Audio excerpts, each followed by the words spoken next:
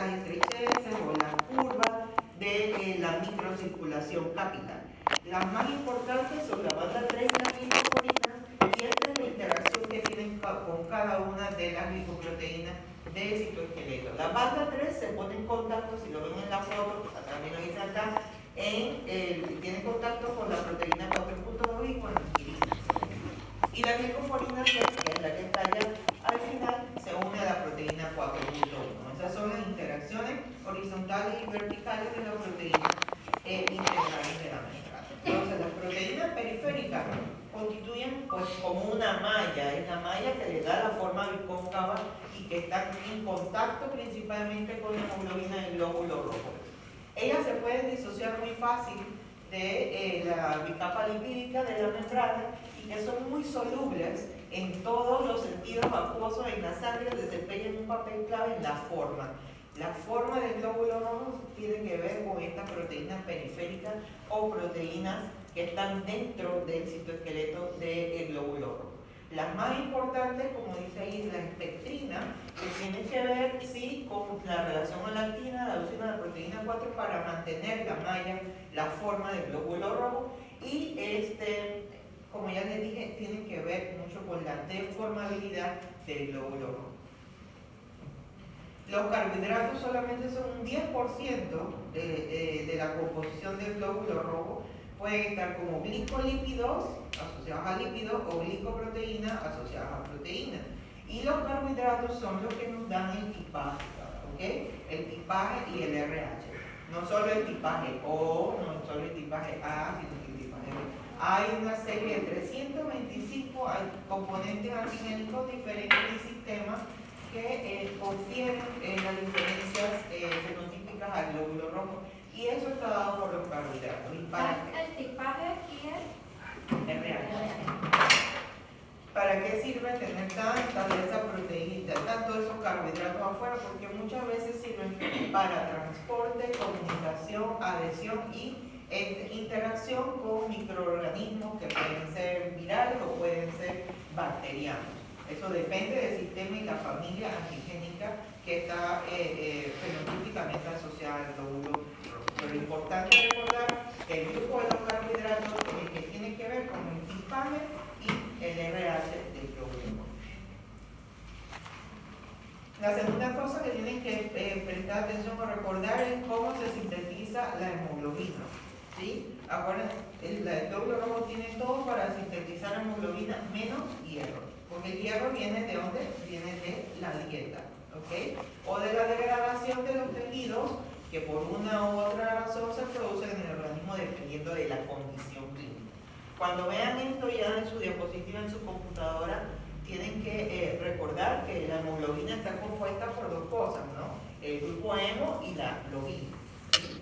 Nosotros tenemos unas 6 variedades de globina que van a ir cambiando dependiendo del desarrollo neonatal, fetal y de la edad adulta, ¿no?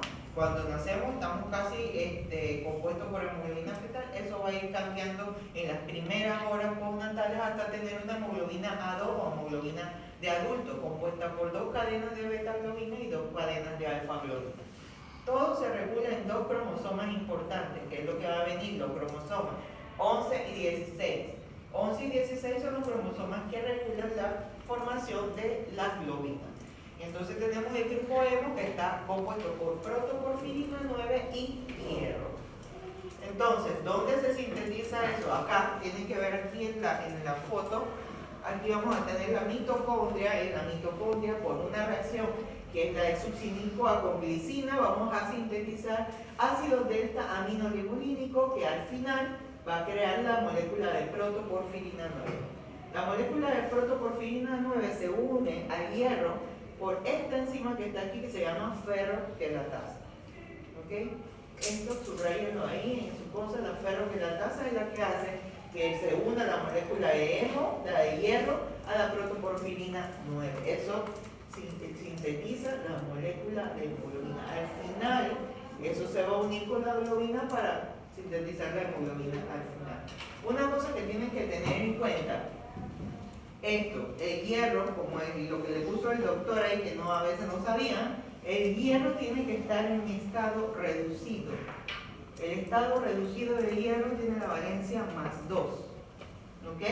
El hierro reducido es el que se incorpora al anillo pirrólico de protoporfirina 9. El hierro +3 no se puede unir a ese anillo pirrólico, y el hierro +3, que es el hierro oxidado, ese hierro no puede tener contacto con el oxígeno. Hay que recordar eso de los ambos estados de oxidación y reducción del hierro. Lo otro son las vías metabólicas. ¿Para qué utiliza las vías metabólicas el glóbulo rojo? Para sintetizar estas 4 cosas que son importantes para él: ATP, NAD, pH, NAD, glutatión y 2,3 difosfoglicerato. Estas son las 4 cosas que sintetiza el glóbulo rojo. ¿Cuáles son las vías que ellas utilizan? Tienen una vía principal y tienen dos vías alternas. La vía principal es la vía de Eden-Meyerhof, y las otras vías alternas, cuando no sirve Eden-Meyerhof, utilizan la vía de las hexosas fosfato o la de 2,3 difosfoglicerato. Entonces, la vía de Eden-Meyerhof, ¿qué es lo que yo necesito aquí? Producir 2 ATP. El 90% del azúcar que tiene el glóbulo rojo la utiliza para sostener esta vía, ¿no? Y que es degradación de glucosa hasta el lactato para obtener esos 2 moléculas de ATP por cada molécula de glucosa oxidada. Tal cual como dice ahí, no hay otra variable. O sea, yo voy a tener 2 ATP por cada molécula de glucosa. ¿Por qué? Porque de la glucosa voy a reducirme hasta el lactato. Esa es la producción. ¿Cuál es el producto final de la vía Eden-Meyerhof? Son 2 moléculas de ATP y lactato. ¿Está claro? No hay otra cosa ahí. La vía de las hexosas monofosfato es importante para el glóbulo rojo porque tiene que ver con el estrés oxidativo, ¿sí? El dinucleótido de la adenina monofosfato, él tiene que ser capaz de reducir, de tomar el oxígeno ese que tiene de más. Acuérdense que el oxígeno no es que siempre es buena onda. El oxígeno en el cuerpo también genera algo que se llama estrés oxidativo y activación de la cadena de electrones a nivel de la mitocondria. Tiene que ver con la respiración celular. Entonces, el glóbulo rojo no puede estar lleno y cargado de oxígeno siempre. Eso siempre va a haber un intercambio. Y para regular ese estrés oxidativo se tiene esta vía de las hexosas monofosfato, que utiliza solamente del 5 al 10% de la glucosa que utiliza el glóbulo rojo. ¿Cuál es el resultado final de esta vía? El glutatión, ¿sí? Si en esta vía no se produce el glutatión va a ser insuficiente y vamos a tener precipitados eritrocitarios que se conocen como cuerpos de genes. Pregunta de examen, ¿sí? ¿Y cuál es la enzima que sostiene esta vía? La glucosa 6-fosfato deshidrogenasa, ¿sí? Que cuando hay su deficiencia vienen todas esas complicaciones de los niños pequeñitos cuando no tienen esta vía porque el estrés oxidativo está activado. Esto no, la deficiencia de glucosa 6-fosfato deshidrogenasa no va a venir en el parcial, porque dije que no va a venir ni las enzimopatías ni la membranopatía para esta vuelta. Pero tienen que recordar que esa es la enzima que sostiene esta vía metabólica. ¿Ok? La última vía, que es la vía de Luberin-Rappa, porque lo que tiene bien es sintetizar 2,3 difosfoglicerato en el hematía, y ese 2,3 difosfoglicerato tiene estas 2 funciones principales: regular la afinidad del oxígeno, de la hemoglobina por el oxígeno, número 1. Si ella está disminuido el 2,3 difosfoglicerato, entonces aumenta la afinidad por el oxígeno, y lo mismo al contrario. Y también tiene que ver con la deformabilidad necesaria para deslizarse el eritrocito a través de la microcirculación.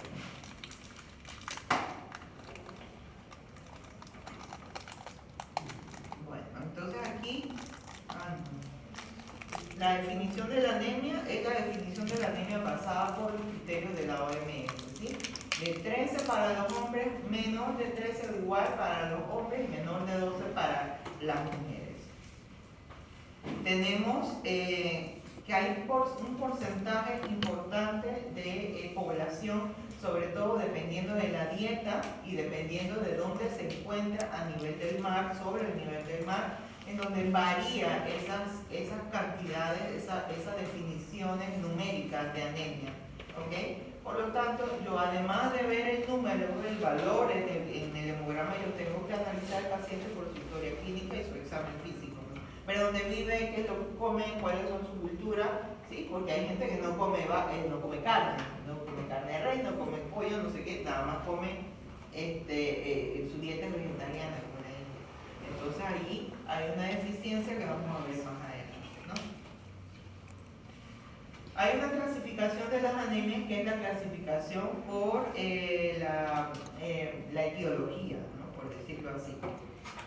Yo tengo que todos esos glóbulos rojos que van a ser sintetizados en la médula ósea tienen la vida media que ya sabemos, son 120 días y ¿qué es lo que los elimina? Los elimina al final que se exponga los fosfolípidos membrana de la parte interna y que el sistema fagocítico mononuclear lo saque de circulación. Esa es la base, ¿no? Eso es lo que pasa normalmente. Yo tengo, la síntesis es a nivel de médula ósea, ¿okay? Y basado en eso, yo puedo decir que puedo tener anemias que tienen una etiología central, que tienen que ver con la médula ósea, algo que esté pasando en la médula ósea. A eso que yo llamo central, yo le llamo arregenerativa. ¿Por qué? Porque la médula ósea es la que pasa ese mecanismo.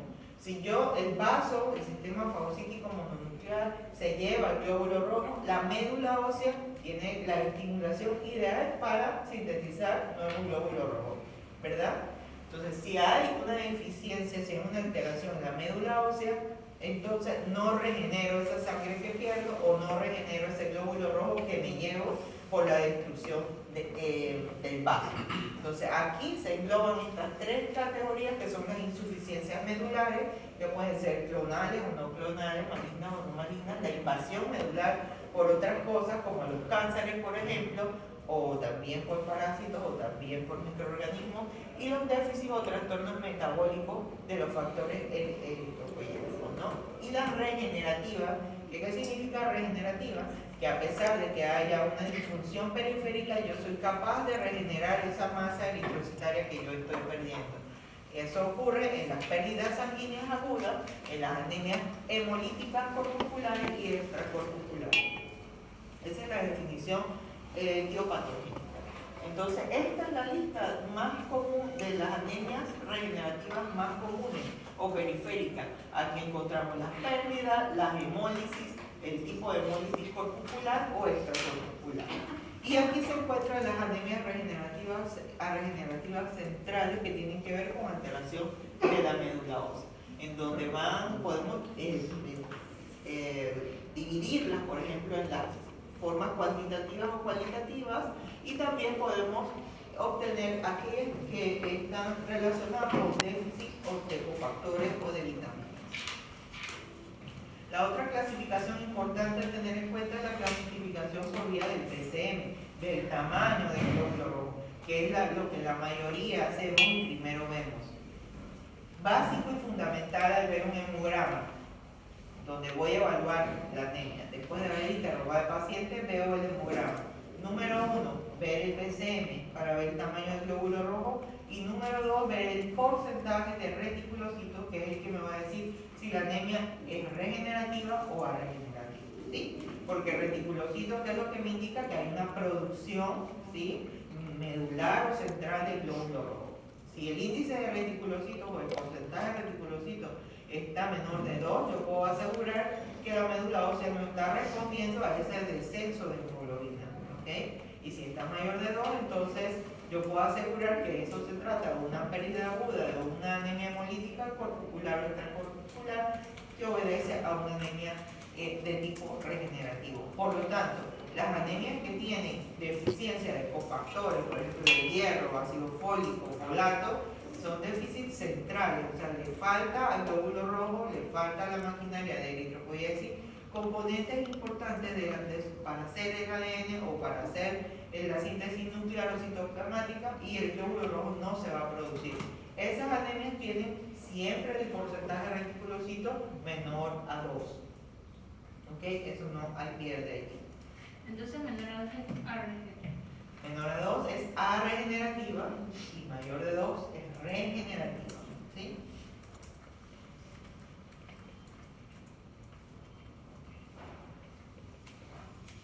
Entonces, ¿cuáles son las manifestaciones clínicas de ese paciente con anemia? El espectro de cosas que se definen como síndrome anémico. Las manifestaciones clínicas van a estar dadas primero por un descenso de la anemia, ¿okay? Un descenso de la concentración total de hematía, que podemos observar en el paciente: aumento de las palpitaciones, fatiga y disnea. Son las tres cosas principales que vemos en este paciente: palpitaciones, fatiga y disnea. Otras cosas que podemos encontrar dependiendo del factor, dependiendo del nutriente que haga falta: caída de cabello, resequedad de la piel, lenguaje geográfica, alteraciones de las uñas, alteraciones de la piel y de la panera. Todo depende de lo que le falte al paciente: si falta hierro, si falta vitamina B12, si falta ácido fólico. Entonces, estas son más o menos las diferentes manifestaciones de la anemia que usted puede encontrar a un paciente que consulte por esta etiología. Entonces, el estudio inicial ante una anemia, ¿cuál debe ser? Lo primero, la historia clínica y examen físico para definir si el paciente realmente tiene anemia, si va en esta categoría. Lo segundo es el análisis por el laboratorio, que es el hemograma. Vemos el hemograma, BCM y porcentaje de reticulocitos corregidos. Tienen que recordarse que los reticulocitos tienen que ver con la masa eritrocitaria y que se afecta por el porcentaje de hematocrito y de hemoglobina. Por eso es que siempre hay que corregir el porcentaje de reticulocitos para saber si el valor de reticulocitos es real. A partir de allí, dependiendo de lo que yo encuentre con el BCM y el porcentaje de reticulocitos, entonces yo tengo que saber qué es lo que voy a pedir. Si tengo una anemia microcítica, son dos cosas que pueden pasar: deficiencia de hierro o talasemias. Acuérdense que la talasemia es una cuestión genética, eso viene congénito. Entonces, que vamos a tener una historia clínica compatible con eso. Variables como la raza también compatibles con la talasemia.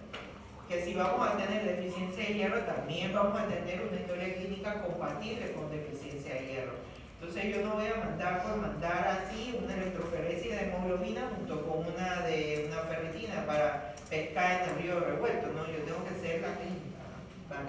Por eso que va a haber una sola mejor respuesta a ese caso clínico. ¿Ok?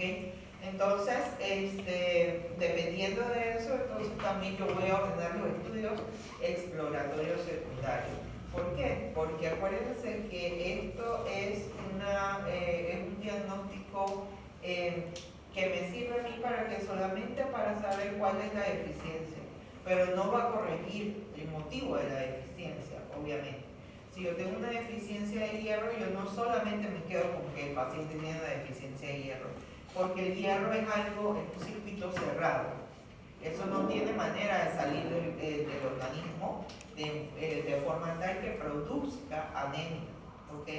Entonces, el paciente generalmente tiene una causa secundaria que lo lleva a tener esa deficiencia de hierro, ya sea una pérdida aguda, ya sea que el paciente no lo esté consumiendo, o ya sea que el paciente no lo esté absorbiendo, o que otra cosa esté utilizando el hierro o la vitamina o lo que sea para vivir ella en vez de dirigirse hacia la producción de glóbulos rojos, que es lo normal. Entonces, el abordaje de esto tiene que ser integral. Yo siempre tengo que buscar la causa de por qué la deficiencia, no ir corriendo por ahí a corregir cosas, ¿vale? Ese es el mensaje al final del estudio inicial. Esto ya lo dijimos. El porcentaje de reticulocitos, ahí tienen la fórmula de cómo se corrigen los reticulocitos. El índice de producción reticulocitaria, yo tengo que utilizar el porcentaje que viene en el hemograma. Eso lo multiplico por el hematocrito real del paciente y lo divido entre 1 más 45. ¿Sí? Tengo que hacer esa conversión para tener el índice de producción reticulocitaria, que también indica si la anemia es regenerativa o regenerativa. Entonces, las diapositivas siguientes son diapositivas de algoritmos, que es lo que hemos dicho hasta el momento. Ante toda anemia, realizar la historia clínica, el examen físico, el hemograma, los reticulocitos e ir pidiendo por ahí mismo, dependiendo de lo que encontremos en el BCM, los estudios que más nos orienten hacia la condición clínica. De manera tal es que yo puedo definir por el BCM si me encuentro entre una anemia microcítica, normocítica o macrocítica, y por ahí mismo definir cuáles son las etiologías más comunes que me pueden orientar hacia eso para poder pedir entonces los laboratorios correspondientes.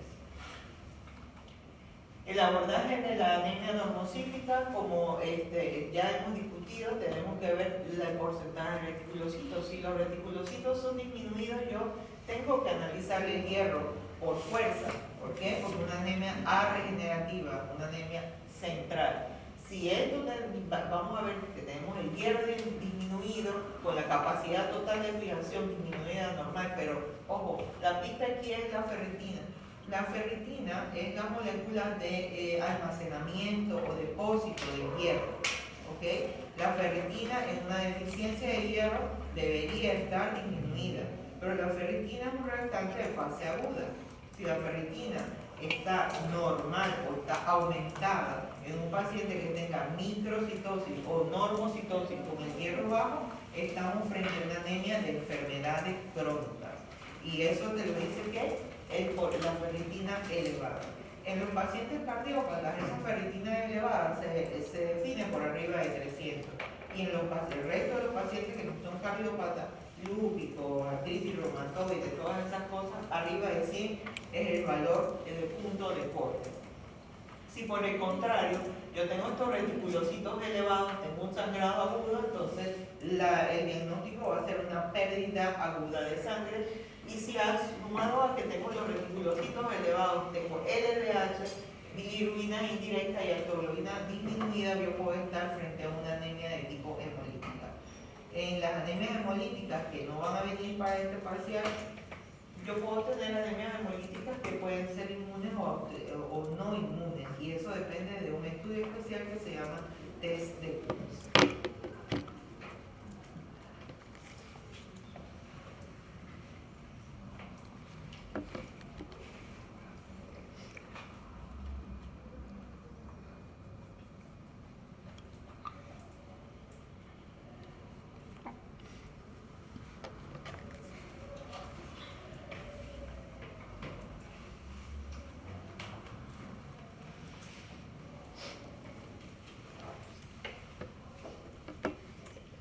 Ok, entonces, para las anemias ferropénicas es importante recordar que el hierro viene de la dieta número 1, que es un micronutriente que es esencial, ¿sí? Porque sin eso no se sintetiza hemoglobina.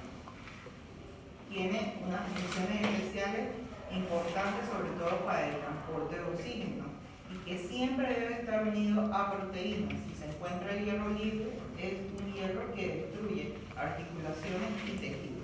Siempre tiene que estar unido a proteínas. Esa es la condición del hierro circulante en el microorganismo.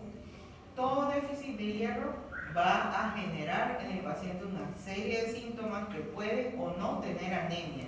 ¿Okay? La deficiencia de hierro puede estar relacionada o no relacionada a anemia. No es frecuente encontrar un paciente en los primeros días o primeros meses de deficiencia de hierro con anemia. Lo que va a tener es cansancio, pica, palpitaciones, cosas, fatiga, pero no va a tener anemia, pero sí va a tener los depósitos de hierro bajo, que es un estado previo a la anemia por deficiencia de hierro. Entonces, recordar el metabolismo del hierro. Vamos a tener la mayor cantidad de hierro unido a la hemoglobina. Del 65 al 70% del hierro disponible en el organismo se encuentra haciendo la hemoglobina. El resto va a estar en el depósito de hierro, que es la ferritina o la hemosiderina. Y un porcentaje muy poquísimo unido a las otras proteínas, enzimas que tienen que ver con el hierro, mioglobina o transferrina. sabemos que la entrada de hierro es por la alimentación y que la suplementación tiene que ser de unos 10 a 15 miligramos por día. ¿Ok? Como les decía, ahí en la otra figura, esto tiene un metabolismo que es cerrado.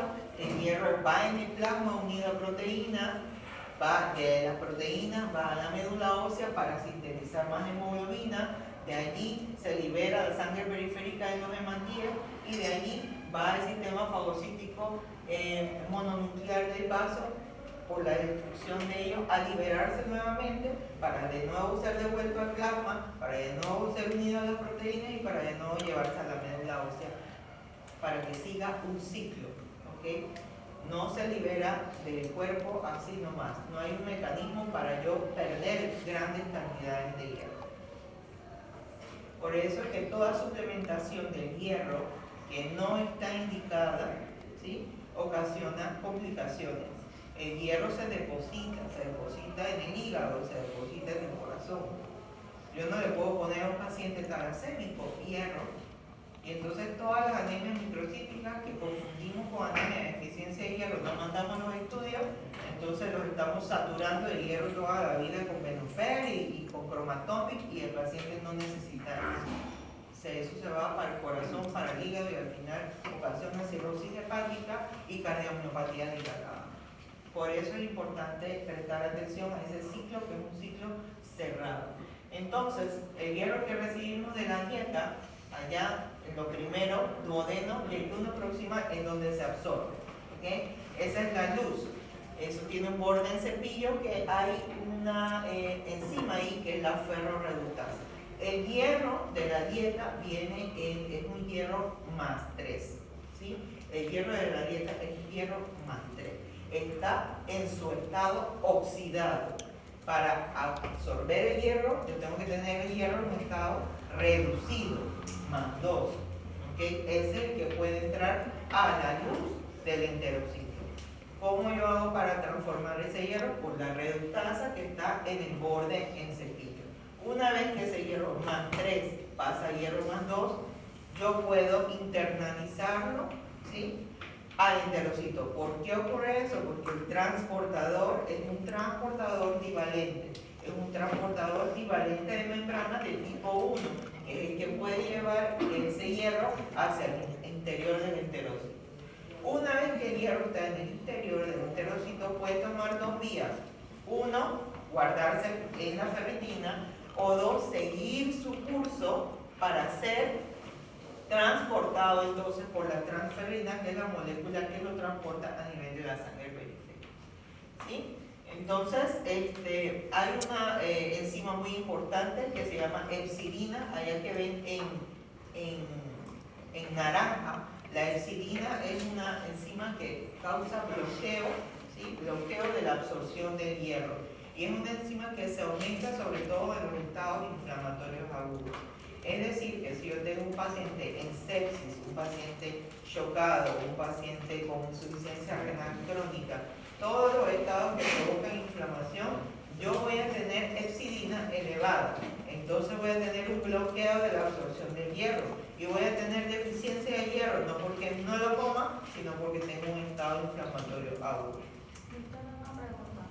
Si no se da la absorción, ya sea porque está elevada la epsilina o porque no se reduce, ¿qué pasa con ese hierro? ¿Se acumula en otras partes como usted dice? Se acumula en otras partes, genera más inflamación. Hay ferritina, pero como está bloqueada la absorción de hierro, no se sintetiza correctamente la hemoglobina. Por eso que ustedes pueden, bueno, no sé si ya dieron reuma, pero los pacientes con artritis reumatoide, pacientes, por ejemplo, con lupus eritematoso sistémico, son criterios de esa enfermedad. La anemia, hemoglobinas de 10, hemoglobinas que no suben de 8. ¿Y por qué? Porque hay un bloqueo a nivel de la absorción del hierro por aumento de reactantes de fase aguda. ¿Okay? Esos pacientes van a tener crónicamente anemia y no necesariamente ustedes le van a tener que poner hierro. Se maneja de otra manera. Le podemos poner, por ejemplo, eritropoyetina. La eritropoyetina estimula a utilizar tu reserva, porque ellos tienen reserva. La cosa es que no lo pueden utilizar en forma correcta. ¿Okay? La epsilina, ¿en qué punto actúa? La ferritina está, mira acá, está en el capilar sanguíneo, está en la sangre periférica. Es una molécula que está ahí, tiene sus concentraciones basales que ronda por ahí los 100 o los 200 miligramos. Una vez que tú tengas inflamación, ella se eleva, se dispara y bloquea ese paso que dice ahí, la unión del hierro a la transferrina. La transferina lo va a llevar al hierro hacia la médula ósea. ¿Ok? Bueno, aquí es, yo como, estoy en la luz intestinal, paso el enterocito y el enterocito aquí por esta ferroportina, yo voy a pasar a la sangre periférica para que me lleve a la médula ósea. ¿Está claro? Sí. Esto aquí. Ok. Bueno, entonces este es el resumen del metabolismo del hierro, el aporte de la dieta, cómo se absorbe, el transporte, ¿sí? La distribución y cómo es la eliminación. Mire que la eliminación del hierro es alrededor de 1 miligramo por día. Es una cosa casi que nula. No puede producir anemia esa pérdida de hierro. ¿Okay? A menos que el paciente sea por ejemplo, un gran quemado. Puede perder hierro por ese mecanismo. Pero el paciente normal, alguien de la vida diaria, no va a tener anemia por deficiencia de hierro por causa de su eliminación básica. Entonces, la etiología, cualquiera de estas 5 causas produce anemia por deficiencia de hierro. Es decir, que el paciente yo lo tengo que abordar en ese sentido. Número 1, saber si el paciente tiene pérdida. ¿Cuáles son las pérdidas de hierro? Genitourinarias, ¿sí? En la mujer, que son vaginales por su menstruación, ¿ok? Y gastrointestinales, son la otra causa. O sea que esos 3 sistemas, yo tengo que abordarlos en un paciente con anemia microcítica, con ferritina baja y hierro disminuido. ¿Genitourinarias y? Genitourinarias, vaginales o gastrointestinales. ¿Ok? Pacientes con hiperplasia prostática benigna, pacientes con una nefrolitiasis allí, pacientes con urolitiasis por allá, ver el hemograma, preguntarle a la mujer siempre si es una mujer en edad reproductiva, cómo son sus menstruaciones, si son regulares y irregulares. Siempre la mujer va a tener su anemia por deficiencia de hierro asociada a sus menstruaciones, amenometrorragia. ¿Okay? O una mujer que está puérpera, no sé qué, tiene fatiga, tiene palpitaciones, no sé qué, por la pérdida de puerperio, que sigue en recuperarse, tarda por ahí unas 6 semanas. Lo otro es la disminución del aporte de la dieta. ¿Dónde está el hierro del mejor valor biológico? En las carnes de origen animal, en las carnes, no en la lenteja, ni en el plátano cuadrado, ni en la remolacha, ni en nada de eso que mandan las abuelas a comer. ¿Por qué? Porque nosotros absorbemos mejor el hierro M, ¿sí? El hierro M es el hierro de la carne, de la vaca, el rojo, el ribeye, el timón, todas esas cosas. Eso es lo que tiene el hierro que le gusta a nuestro cuerpo. Eso es lo que tiene el hierro. La remolacha, eso es una cosa vegetal. Nosotros no somos vegetales, ¿verdad? Entonces nosotros, a pesar de que tiene, 1, no lo absorbemos y 2, no es tanto. ¿Okay? Así que esos pacientes que nada más consumen cosas vegetarianas, no es que esté mal, te tienen que suplementar, ¿vale? No puede estar sin suplementarse el hierro. ¿Okay? La otra es la disminución de la absorción. ¿Cuál es el clásico ejemplo? Pacientes, digamos, que se han hecho una manga gástrica o pacientes que tienen una úlcera por allá en el duodeno, una úlcera por allá donde se absorbe el hierro. El aumento de las necesidades, por ejemplo, en los casos de embarazo, que es el caso más común, donde hay un aumento de la necesidad, o el paciente, digamos, el paciente con cáncer, digamos, el paciente con cáncer de estómago que está en constante metabolismo aumentado, que necesita más hierro del aporte que realmente está recibiendo.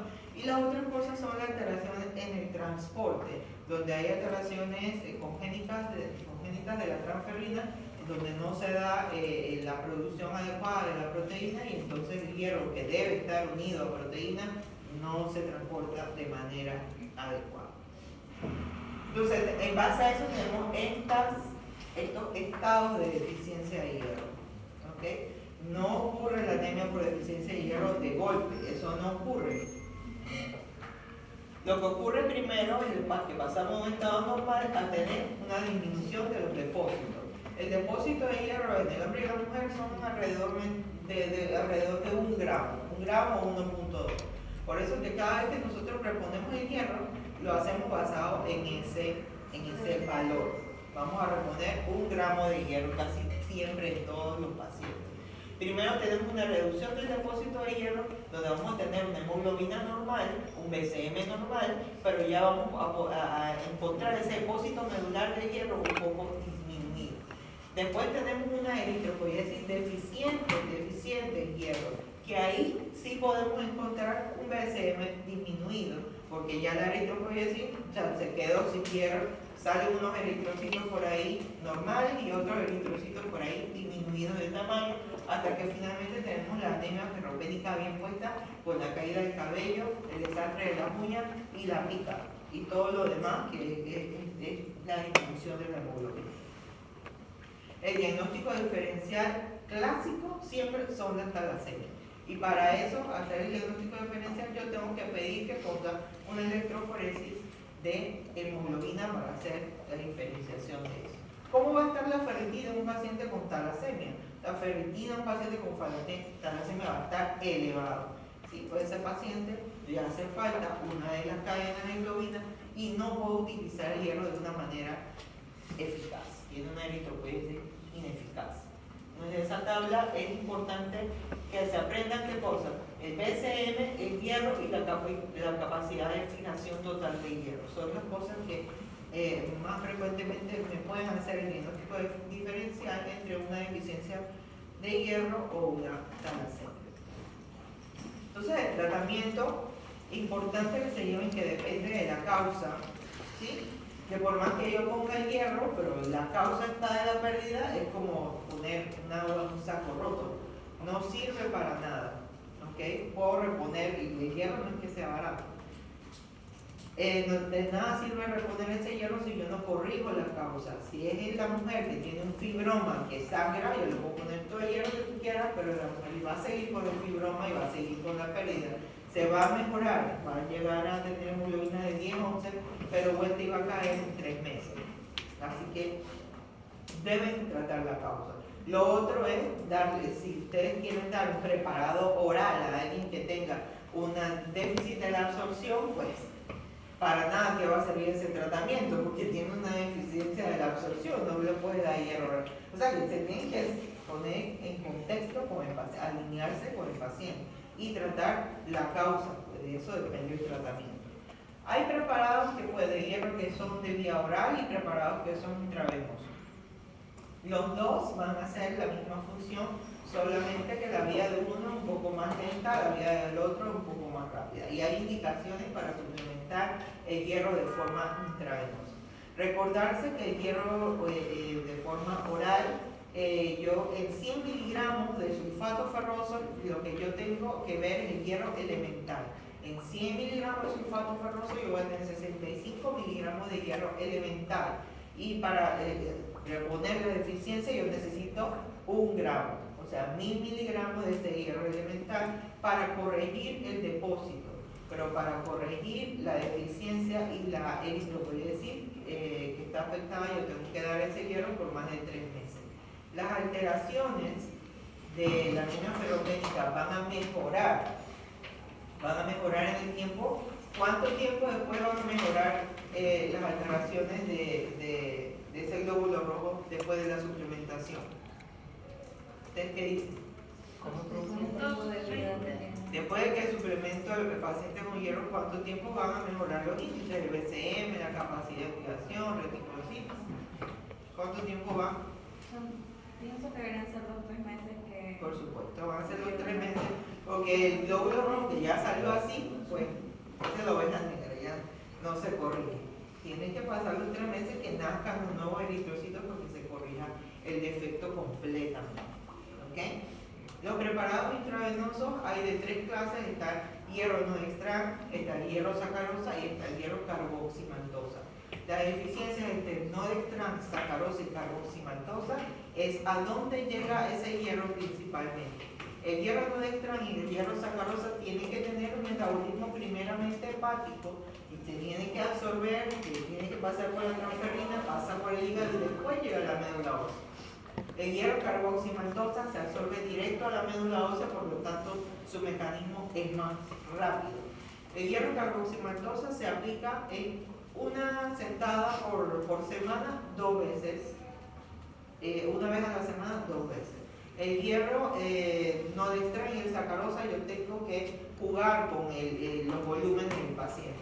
Una infusión de hierro no dextran y de hierro sacarosa por ahí aporta unos 200 cc de líquido en volumen. 200 cc de líquido en volumen. Entonces, si es un paciente muy mayor, yo no le puedo poner esa cantidad tantas veces seguidas, ¿no? Yo tengo que jugar aquí, lo puedo poner semanalmente hasta completar el gramo.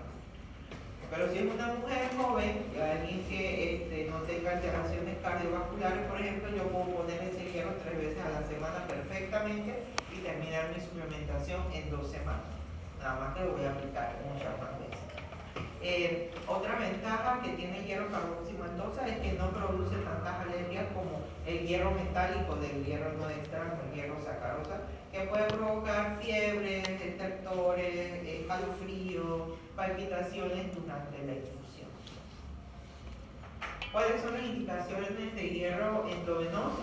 Pues básicamente si en el tratamiento oral el paciente ha fallado el tratamiento oral, si hay síndrome de malabsorción, que son en estas condiciones, o si yo tengo una necesidad de recuperación rápida del estado de la hemoglobina. También en los pacientes testigos de Jehová que no aceptan preparados de sangre, puedo utilizar el hierro. Al testigo de Jehová le tengo que dar de todo, de eritropoyetina, vitamina B12, ácido fólico y hierro de forma intravenosa para que ellos levanten un poco la hemoglobina de manera más rápida sin necesidad de utilizar el paquete globular. Pregunta del hierro.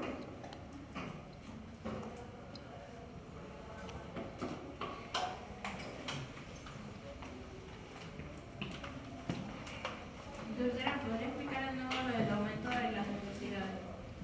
¿El aumento? Hay una de biología que es, dependiendo de las necesidades, aumento de las necesidades. El aumento de las necesidades, por ejemplo, si tiene una mujer embarazada, necesita hierro para el bebé y para ella, ¿no? Si hay aumento de las necesidades, el bebé va a decretar su depósito. ¿Cómo el bebé para decretar su depósito? Y de un 3 hemoglobina va a quedar en 8 al final del embarazo. Entonces también, por ejemplo, con cáncer. Sí, pacientes en estados donde haya aumento del metabolismo. Sí, pacientes con cáncer, pacientes con artritis reumatoide, pacientes en esos casos que hay un metabolismo aumentado, acelerado, que necesitan el hierro para, por ejemplo, un tumor gástrico tiene una microcirculación más cargada, ellos hacen microcirculación adicional, porque necesita ese aporte de sangre. Entonces el hierro, en vez de irse hacia donde sí que tiene un metabolismo lento, se va para el metabolismo acelerado de la neoplasia. ¿Ahora sí? Ok, entonces las anemias megaloblásticas. Las anemias megaloblásticas se conocen como defectos nucleares del glóbulo. Son defectos de la síntesis, tienen que ver con la síntesis del DNA. Por eso es que es un defecto nuclear.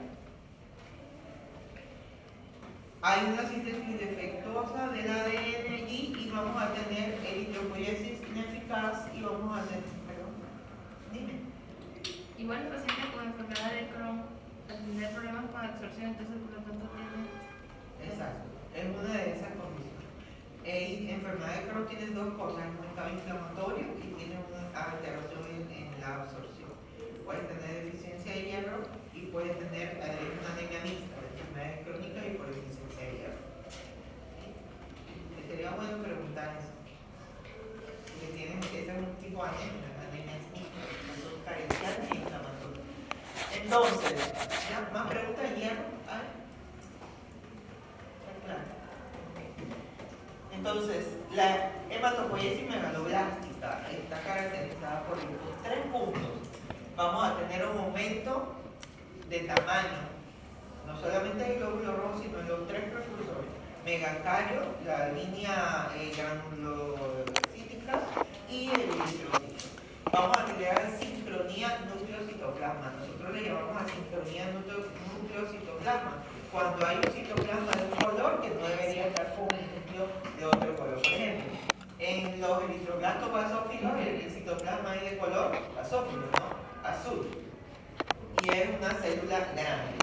Entonces, cuando tenemos un eritroblasto, digamos un eritrocito policromatofílico con un citoplasma azul y el tamaño pequeño, entonces hablamos de cambios megaloblásticos. Hay asincronía del núcleo, es un núcleo que no debería estar con ese citoplasma. Y lo otro es que vamos a tener esa hematopoiesis genificada porque la hemólisis va a ser dentro de la médula, porque el cuerpo, el ser humano no está diseñado para tener deficiencia del ADN, así que el glóbulo rojo va a tender a morir dentro de la médula ósea antes de salir a la circulación periférica. Entonces, las causas de la anemia megaloblástica, las principales son la deficiencia de la vitamina B12 y el déficit del ácido fólico. Pero también podemos tener otras cosas como los trastornos congénitos de la síntesis de ADN, que son otras cosas mucho más raras, los trastornos adquiridos de la síntesis del ADN, que eso no va en el motivo de esta clase, sino déficit de vitamina B12 y déficit de ácido fólico. Entonces, recordar cuál es la función de la vitamina B12 en el microorganismo. ¿Sí? Está en esta diapositiva solamente para ello. Isomerización de metilmalonicoenzima A es un cofactor de la metilmalonicoenzima A reductasa y la metilación de homocisteína. Son esas dos cosas las que hace la vitamina B12. Y por esa vía es que tiene que interferir con la síntesis del ADN. Cuando hay deficiencia de vitamina B12 vamos a tener tres cosas que va a producir la deficiencia. Lo número uno es que se va a acumular ácido metilmalónico y acumulación de metilmalonicoenzima A. Lo segundo es que vamos a tener por esa vía disminución de la síntesis del ADN. Y lo tercero es que vamos a tener un descenso importante de un metabolismo que es conservador de la vaina de mielina en los nervios periféricos. Por eso es que esta es una de las anemias que va a producir parálisis en los pacientes y una parálisis irreversible. ¿Okay? Por eso es que hay que estar muy ojo al pito si hay deficiencia de vitamina B12. Es una condición clínica que se llama parálisis combinada posterior. ¿Sí? Parálisis combinada posterior. El paciente tiene alteración de los cordones posteriores y el paciente es incapaz de levantarse de nuevo en su vida por un déficit de vitamina B12. Doctora, ¿me lo puedes explicar otra vez, por favor? ¿Qué pasa? Desde un principio de esta parte de la afección la siguiente, en la afección de los nervios. Ok. Consecuencia de toda esta cadena, ¿no? Vamos a tener la deficiencia de esta 5-adenosilmetionina. 5-adenosilmetionina es un componente importante de la vaina de mielina. ¿Sí? De la vaina de mielina. ¿Entonces sabes cuál es? De la célula. Ajá. Vamos a tener disminución de la vaina de mielina. Que se va a descascarar esa parte aislante de los cordones posteriores. Los cordones posteriores de la médula espinal. Eso es lo que va a generar al final de algo que se llama parálisis combinada posterior, que es una disminución de sensibilidad y de fuerza muscular en el paciente por deficiencia de vitamina B2. ¿Estamos bien? ¿Usted dice que es irreversible? Es irreversible. Sí, una vez que el paciente tiene eso, no se vuelve a levantar. Nunca más. Nunca han visto una deficiencia de eso. Hasta allá. Sí, pero no sabemos que es irreversible. No sabían que era irreversible. Ok, entonces la absorción. Esto, la cianocobalamina, que es la molécula, ¿no? Va a venir de los alimentos, va a venir pegada a los alimentos. Por acción de la saliva, ella viene y se libera de las proteínas allí que vienen con los alimentos. Se libera la cianocobalamina y lo primero que pasa es que se une a una molécula que se llama aptocorrina. ¿Okay? por la aptocorrina, viaja a través del esófago, llega hacia el estómago y allí, por la síntesis pancreática, se genera una excisión de la aptocorrina y se une la cianocobalamina a algo importante que es el factor intrínseco. El factor intrínseco sigue viajando hasta que, junto con la cianocobalamina, hasta que llega a esa porción distal del ilion a unirse con otra proteína que se llama cubulina, que al final provoca la translocación hacia los lisosomas y su regulación hacia los vasos sanguíneos. En el vaso sanguíneo vamos a tener transcobalamina unida a la cianocobalamina en un 20%, que es la molécula activa, y otra parte unida a la aptocorrina, que es el 80%. Es decir, que de lo que como, la porción activa solamente va a ser el 20% de la molécula. Entonces, la figura lo que quiere documentar ahí son todos los lugares donde puede haber alteración del viaje de la cianocobalamina y de dónde pueden ocasionarse las etiologías asociadas a la deficiencia de hierro. Pacientes con SPRU, pacientes con celiaquía, pacientes con enfermedad de Crohn, pacientes con bypass gástrico, membrana gástrica, pueden tener estas afecciones. Significa que esos pacientes tienen que recibir la molécula, la cianocobalamina, de forma crónica, si presentan alguna de estas alteraciones. Las manifestaciones clínicas, la parálisis posterior, combinada, subaguda, lenguas geográficas, alteraciones de la marcha, el paciente puede tener otros síntomas neurológicos, de romper, ataxia, trastornos de la sensibilidad asociadas a esta deficiencia. Y el diagnóstico pues se hace historia clínica, examen físico, hemograma. ¿Qué voy a ver en el hemograma? Una anemia regenerativa macrocítica, BCM arriba 80. Puedo medir los niveles de vitamina B12, la homocisteína y el ácido metilmalónico también me sirven para confirmar la deficiencia de vitamina B12. ¿Cómo se suplementa a este paciente? Yo tengo que hacer una dosis, hay una dosis que es una dosis de carga y hay una dosis que es una dosis intermedia y la dosis que es de mantenimiento. Generalmente el paciente con déficit, como es un déficit que ocasiona tantas complicaciones neurológicas, yo tengo que dar una dosis de carga que va distribuida entre 1000 microgramos al día, diariamente por 7 días. Una vez que el paciente se suplemente con los 7000 microgramos, yo debo hacer un descalaje semanal. Vuelvo a aplicar los 1000 microgramos por semana hasta completar entre 4 a 6 semanas, hasta que finalmente la pongo de forma mensual. En los casos de pacientes que tienen enfermedad de Crohn, son 1000 microgramos para toda la vida. Es igual que el SPRU, la deficiencia del factor intrínseco y todas las otras enfermedades asociadas. Con respecto al déficit de ácido fólico, el ácido fólico viene también de la dieta y viene en forma de poliglutamatos. ¿Ok? Intervienen los poliglutamatos en 3 cosas principales: el catabolismo de la histidina, la metilación de la homocisteína, que pasa a metionina, y la síntesis de DNA. Ese déficit de folato entonces va a provocar estas 3 cosas. Lo primero es la disminución de algo que se llama tetrahidrofolato intracelular, que es la porción del ácido fólico que se convierte entonces a agregados de ADN para la síntesis del ADN. La disminución después de eso del desoxitimilato, como consecuencia de la disminución del tetrahidrofolato, y va a alterar la síntesis de ADN, haciendo que haya una hematopoiesis megaloblastoide. Los déficits de ácido fólico pueden ser por estas 4 causas: un aporte insuficiente de la dieta, los pacientes ancianos, pacientes con alcoholismo, donde hay bloqueo en la absorción del ácido fólico, el aumento patológico de las necesidades, pacientes con cirrosis hepática, pacientes con estados hemolíticos crónicos, por ejemplo el paciente con talasemia o el paciente con hemoglobinopatía SS, pacientes que están haciendo hemólisis siempre, tienen una disminución de ácido fólico porque lo están constantemente reutilizando. Síndromes de mala absorción y la utilización defectuosa de la misma molécula. En resumen, ustedes pueden encontrar aquí la comparación de los aportes diarios del sitio de absorción, cuánto es la absorción máxima por día de cada uno de los dos componentes, tanto vitamina B12 como ácido fólico, y sus formas terapéuticas para el reemplazo. No es necesario que se aprenda la dosis de eso, sino más bien las manifestaciones clínicas y sobre todo cuáles son las implicaciones de la deficiencia de cada una de las moléculas.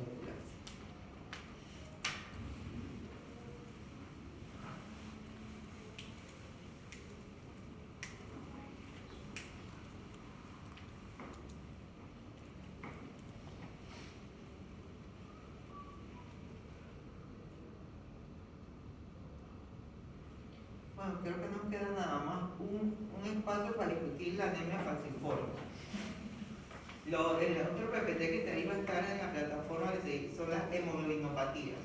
Las hemoglobinopatías son el resto de las otras hemoglobinas.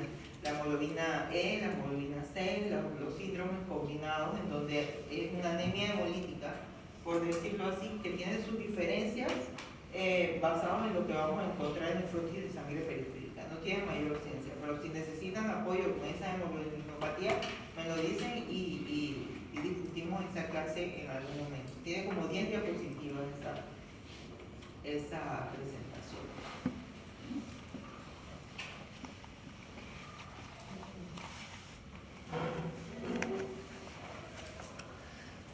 Bueno, entonces anemia falciforme es algo bien prevalente en nuestro país. Es bien prevalente en nuestro país por la mezcla que hay de etnias que tenemos aquí. Okay. Aquí tengo este caso clínico real, un paciente con historia de anemia falciforme, 5 días de evolución, de dolor en miembros superiores, cintura escapular. Entonces tenía una crisis vasooclusiva. Además de eso tenía una cefalea holocraniana, astenia y una mecoresis. Tenía una hemoglobina de 8, su hemoglobina usual. Es muy importante preguntar cuánto es la hemoglobina usual del paciente falcémico, porque la disminución de 2 gramos de la hemoglobina usual te indica que el paciente tiene riesgo de tener una complicación derivada de la falcemia. Su hemoglobina usual en ese paciente era 10, tenía hiperleucocitosis. La hiperleucocitosis en el paciente falcémico no es que el paciente esté necesariamente infectado, ¿no? Sino que como el paciente está haciendo hemólisis y el paciente tiene un recambio de glóbulos rojos tan altos, salen a la sangre periférica componentes nucleados del eritrocito. ¿Okay? Sale reticulocitos a la sangre periférica. Entonces el póster del hemograma lo cuenta como si fuera un leuco. ¿Okay? Lo cuenta como si fuera un leuco. Porque tiene el núcleo y tiene el tamaño. Entonces no son leucos realmente. Tiene una hiperleucocitosis falsa. Bueno, ahí está en 18.900. De todas maneras, siempre hay que investigar por fiebre y todas esas cosas si el paciente la tiene. Y una cosa que pueden pedir para salir de la duda es pedir un PCR o una procalcitonina, si se dan cuenta si es real o no. De salida, si tiene casi 20.000 leucos, el paciente va a tener un antibiótico ahí hasta que la PCR o la proca me diga lo contrario. Entonces tenía las plaquetas normales, una LDH aumentada un poquito, la bilirrubina total también ligeramente elevada, con un 56% de hemoglobina S. La hemoglobina S de los pacientes falcémicos casi siempre anda por 95, 80, acuérdense que es una parte de hemoglobina fetal y una parte de hemoglobina S, porque no tiene hemoglobina de las normales. Tenían nitritos positivos, o sea que tenían una infección de vías urinarias. Los pacientes falcémicos se descompensan por deshidratación e infección. En este caso tenía una infección de vías urinarias. Lo admitimos con hidratación, analgesia, antibioticoterapia allí. Y 3 horas después de la admisión, el hombre pues ya casi ni hablaba, estaba desorientado, viendo así como a lo lejos, con alteraciones visuales, agitación psicomotora, hiperrefléxico. Ya Babinski y el Glasgow, de pasar hasta 15-15, pasó a 10 de 15. La hematopoiesis en estos pacientes falcémicos pasa de la médula ósea de los huesos largos a sitios inusuales, como en la calota, alrededor de toda la calota. Generalmente pasa principalmente en los huesos largos, ¿no? En la diáfisis de los huesos largos. Pero en estos pacientes se aprovecha el mínimo hueso para hacer síntesis de glóbulos rojos. ¿Qué ocasiona eso? En lugares como la calota, que no es un lugar común, que haya microrupturas ahí del diploide de la calota. Y en este paciente allá donde dice A, había una microruptura en la calota y el paciente tenía un sangrado allí que venía crónico. Se reparaba, venía sangrado. Cada vez que tenía una crisis vasooclusiva había un sangrado allí. Así que le vimos una hemorragia un hematoma subdural. A las 10 horas se le evacuó, 10 horas postoperatoria, tenía midriasis en una pupila, tenía un hematoma subdural herniado ya el paciente con 10 horas después de su admisión. Ahí fue cuando le quitaron la parte del diploide para evacuar el hematoma. Ahí ven el paciente con desviación de la línea media y todo agnatizado, el pobre hombre allí. Y bueno, ese hombre falleció por esa complicación rara que es la hemorragia del diploide secundaria a hemorragias crónicas en el contexto de hemólisis vascular. Entonces, la anemia falciforme es un trastorno genético, ¿sí? Es un trastorno genético recesivo, lo que significa que tiene que estar los dos genes involucrados, tiene que ser paciente homocigoto para que se manifieste todo el espectro de la condición clínica. En pacientes heterocigotos pueden o no, dependiendo de su condición fenotípica, en especial manifestar ciertas cosas. Es una mutación puntual, ¿no? Mutación puntual que ocurre en la posición sexta de la cadena de beta-globina, en donde hay una sustitución del ácido glutámico por valina. ¿Ok? Esto ocasiona ¿qué? Polimerización deficiente y la alteración de las propiedades reológicas del glóbulo rojo.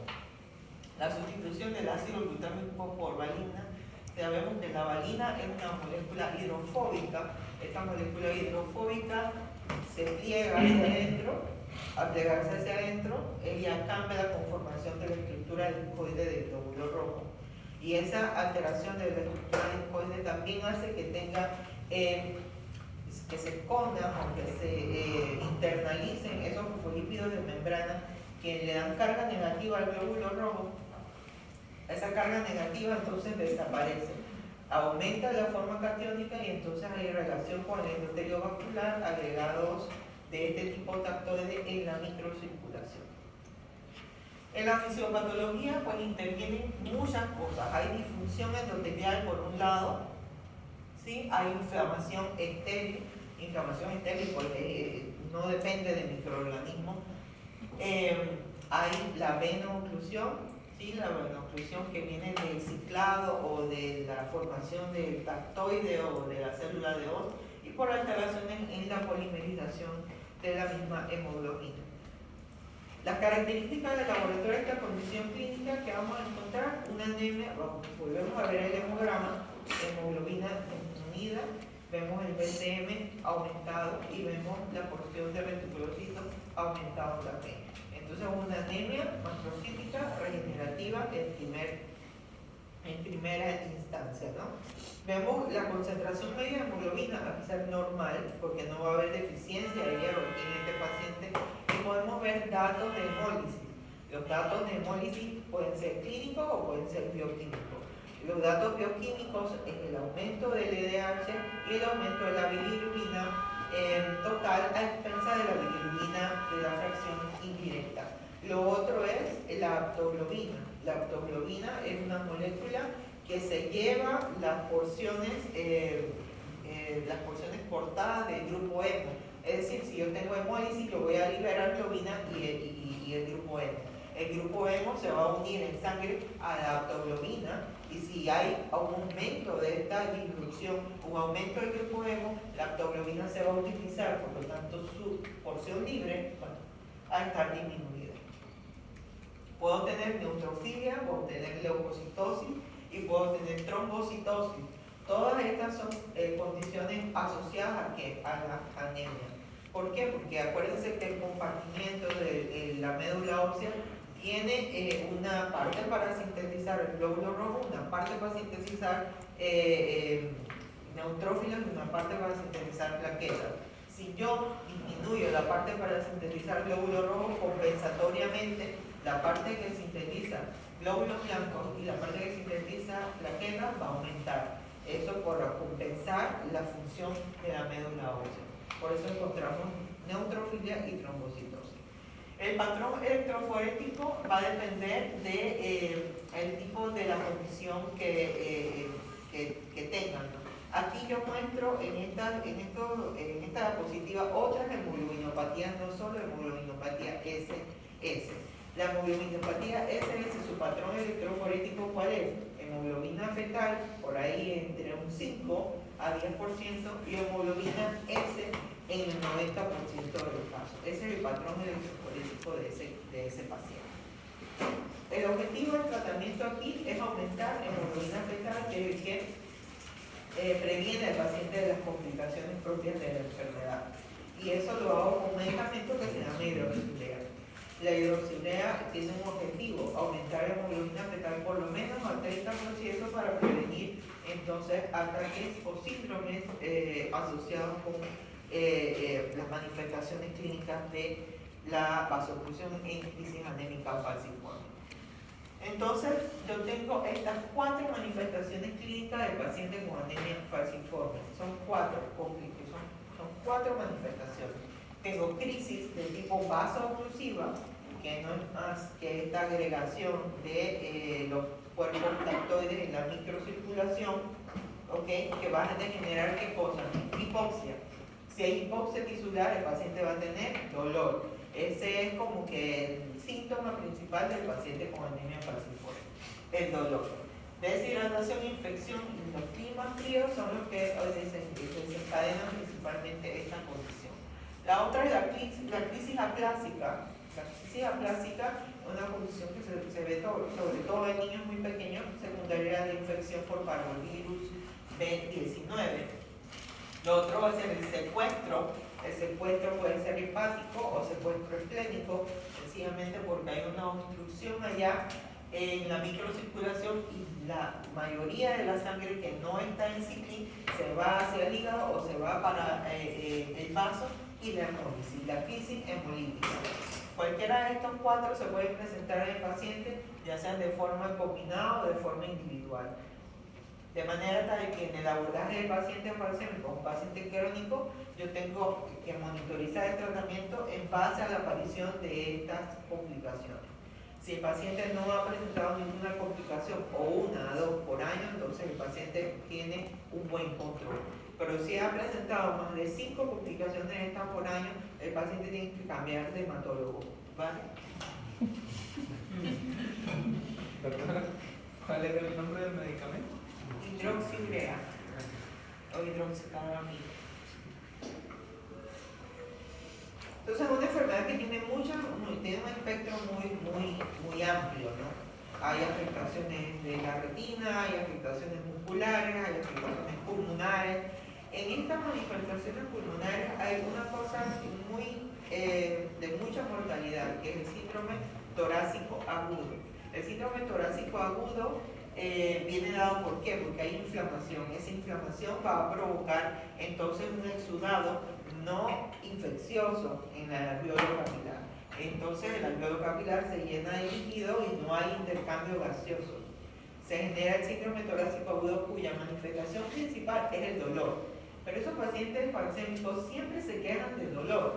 Entonces uno nunca sabe si se está quejando de un dolor normal o de un dolor de muerte. Así que uno siempre corre. Siempre lo ve como un dolor de muerte en el paciente falcémico. Entonces, primero que el dolor. Un dolor en el tórax retroesternal, ¿sí? Opresivo. Es como que si estuviera muriendo de un infarto. Lo siguiente que vamos a encontrar es hipoxia, ¿sí? Hipoxia, cuando le digo hipoxia, no es nada más que le pongo el saturómetro y que tiene 67. Porque acuérdense que la hipoxia tiene que ver allá, adentro, en el capilar, en el intercambio gaseoso. Eso solamente lo puedo ver con una gasometría arterial.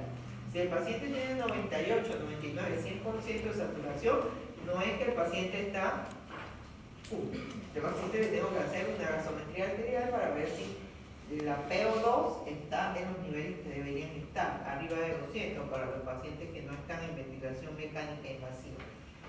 Entonces, y ver el lactato, que es un signo de deshidratación. Si tengo un lactato arriba de 2, el paciente está deshidratado, más hipoxémico, más dolor torácico, el paciente tiene síndrome torácico agudo.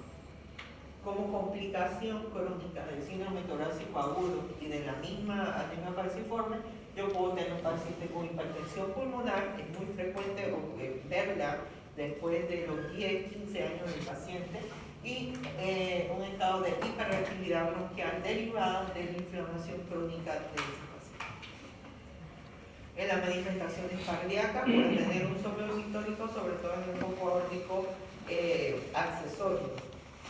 Taquicardia compensatoria, puedo encontrar disfunción diastólica del ventrículo sin hipertrofia o puedo encontrar hipertrofia del ventrículo izquierdo. Los pacientes también cursan con infarto agudo del miocardio, pero no de tipo aterosclerótico, sino por el depósito de tactoides en la circulación coronaria. En el sistema nervioso central, estos pacientes son muy frecuentes de tener enfermedad cerebrovascular isquémica. Es uno de los objetivos del tratamiento disminuir la incidencia de la enfermedad cerebrovascular isquémica en estos pacientes. Solamente dos cosas las que lo pueden prevenir de tener enfermedad cerebrovascular isquémica. Número uno son las transfusiones seriadas en el paciente desde que está pequeño, y que tenga hemoglobina fetal en el objetivo de 30 con el uso de hidroxicarbamida o el uso de hidroxiurea.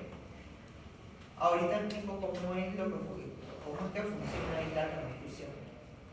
Los factores de riesgo para que ese paciente tenga un SB aumentan cuando el paciente se mantiene con neutrofilia. ¿Por qué? Porque esos gránulos de los neutrófilos activan el endotelio vascular, el uso de esteroides y el uso de transfusiones a repetición en escenarios clínicos no indicados.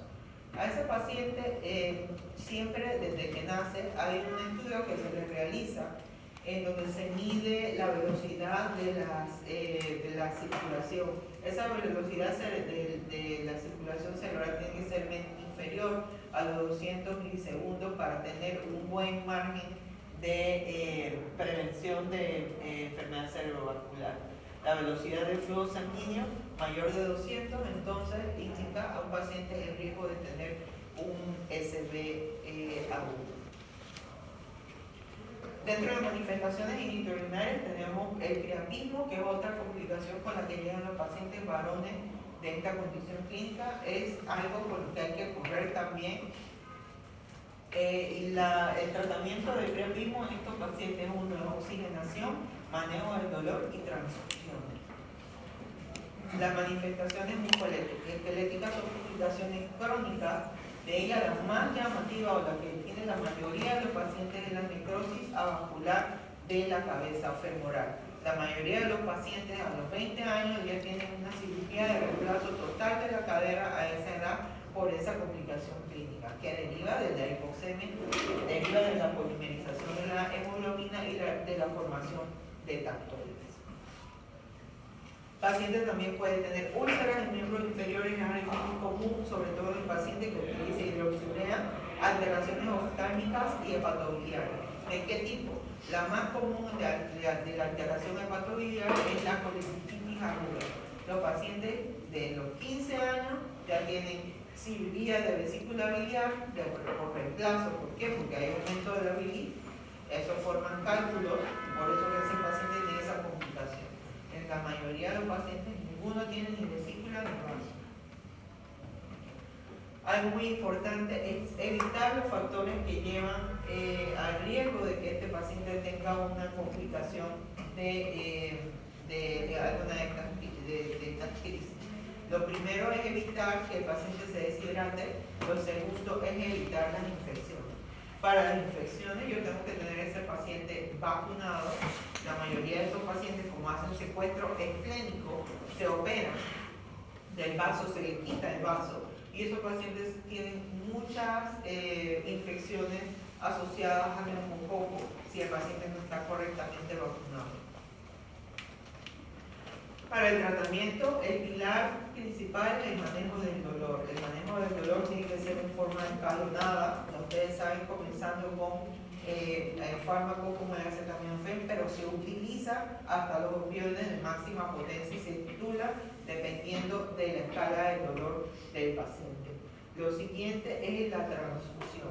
Recuerden que aquí, ¿qué es lo que pasa? El paciente tiene una cantidad de más del 90% de una hemoglobina que no, número uno, no entrega oxígeno a los tejidos. Por la misma composición, por la misma alteración puntual, esta hemoglobina de los pacientes falcémicos tiene una afinidad aumentada al oxígeno. Entonces el paciente no libera oxígeno cuando pasa a los lugares donde debería haber entrega de oxígeno. Entonces, lo que yo hago con la transfusión es reemplazar, ¿sí?, parte de esa hemoglobina anormal con hemoglobina normal de un paciente sano. ¿Cuál es la complicación aquí? La complicación son dos. La complicación de la transfusión son dos, que son muy obvias. Número uno, la sobrecarga de volumen, ¿sí? Y la segunda, que deriva de pues, que el paciente, si yo le estoy poniendo le estoy dando un factor de riesgo para tener otras complicaciones asociadas a eventos transfusionales, ¿sí? Eventos transfusionales hemolíticos, inmunes, fiebre y alteraciones de ese tipo. Los objetivos de la transfusión es disminuir primero la hemoglobina S del paciente. Disminuyo la hemoglobina S, ¿a qué valor? Depende. Si el paciente va a ser llevado a una cirugía, yo tengo que disminuir ese valor de hemoglobina S por lo menos a un 30%. Si el paciente tiene una crisis hemolítica, si tiene el resto de la crisis, por lo menos debo disminuir ese valor de hemoglobina S a 50%. Yo lo puedo hacer de dos maneras. Puedo hacer una transfusión simple. La transfusión simple tiene la complicación de que va a aumentar el volumen del paciente y consecuentemente tener daños asociados por la transfusión. O puedo hacer algo que se llama recambio eritrocitario. El recambio eritrocitario no es más que conectar al paciente en una máquina, ¿sí?, extraer la hemoglobina del paciente y reemplazarla con hemoglobina normal. Ahí lo que yo hago es que juego con los volúmenes del paciente. La máquina te dice, usted cuánto necesita de hemoglobina S. El paciente se va a operar, necesito solamente 30% y me indica cuánto yo tengo que sacarle al paciente de su hemoglobina y cuánto le tengo que reponer de hemoglobina sana. Hay otros modificadores del curso de la enfermedad. Son dos los que están disponibles actualmente. El primero ya lo hemos discutido, que es la hidroxiurea, y hay otro fármaco que se llama crinsarizumab, que es un anticuerpo monoclonal que se ha demostrado que disminuye los episodios de crisis vasooclusiva y crisis dolorosa en el paciente. El de uso más común es la hidroxiurea, que se utiliza a razón de 15 miligramos por kilo día del paciente, y con eso, con el objetivo de disminuir a 30% el porcentaje de hemoglobina S. Entonces, recordar que este es un trastorno autosómico recesivo que te indica que tengo que tener el paciente en un estado homocigósico para tener las manifestaciones clínicas del paciente, que es una hemoglobina inestable, que se polimeriza fácilmente, que no entrega el oxígeno porque tiene aumentada su afinidad, que tiene manifestaciones clínicas secundarias a vasoobstrucción y hemólisis, y que es un trastorno que ocasiona y que conlleva al paciente una carga de muerte y mortalidad, tanto para él como para su familia. Este es un trastorno que tiene que tener un seguimiento estricto de cada 3 meses para evitar complicaciones que son potencialmente incapacitantes. Y pues, preguntas.